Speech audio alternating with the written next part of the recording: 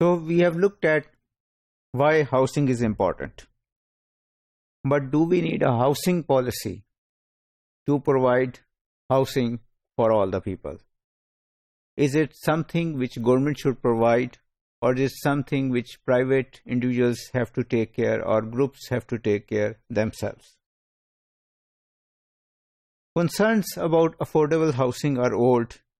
In the 19th century, housing became a concern not because of itself, but indirectly because of the sickness and immorality that happened or perceived to be happened in the slums. So many private and philanthropic housing projects were started. Some landlords built for the poor, and some industrialists built whole villages for their workers. For example, Saltire near Bradford was built in 1851 by Sir Titus Salt, who was a textile magnate. It was such a beautiful locality that currently it is a UNESCO World Heritage Site. But of course, philanthropic help to increase housing was not enough. So the City of London Corporation in 1865 built the first apartments or flats, and it was the first large public housing project maybe anywhere in the world. It replaced an old slum called Old Nakol, where thousands of people lived. During the World War I, housing became more concerned because of the health of the individual. It was found out when people were recruited for fighting that 41% of the men were unfit to serve. Since World War II, housing policies have become more common in the Western world. 4 types of housing policies have been implemented, sometimes in combination. So they are housing which increase demand, they are housing which increase supply, they are policies which increase houses available for rent, and then there are policies which increase housing available for ownership.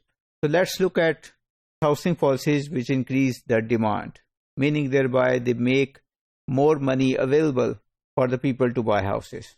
So government can increase or start cash reimbursements for housing. It can give subsidies for housing sector. It can drop the interest rate for mortgage plans.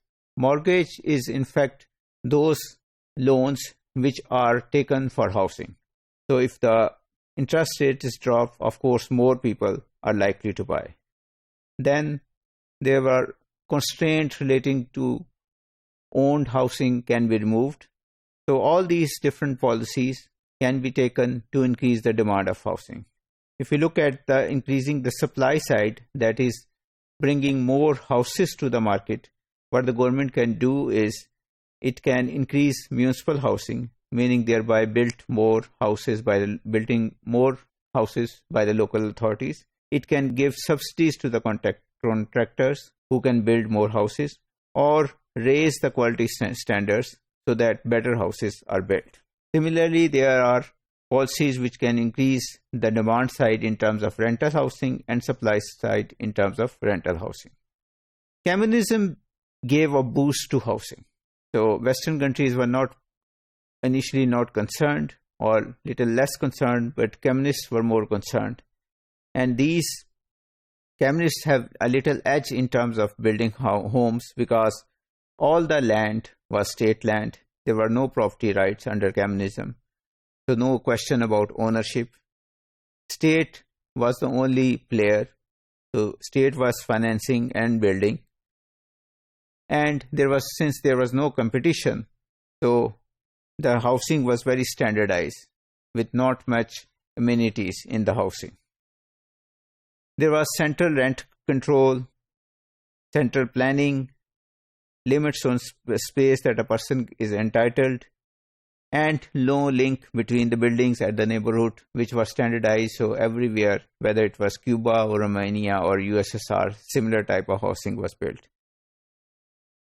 So the objective was to provide housing to all, housing to the poorest, and similar housing to everyone. But actually what happened was there was corruption. Elites or the leadership had big houses, more than one houses, and the poor had low quality, and the rent control was also not effective under communism. Thank you.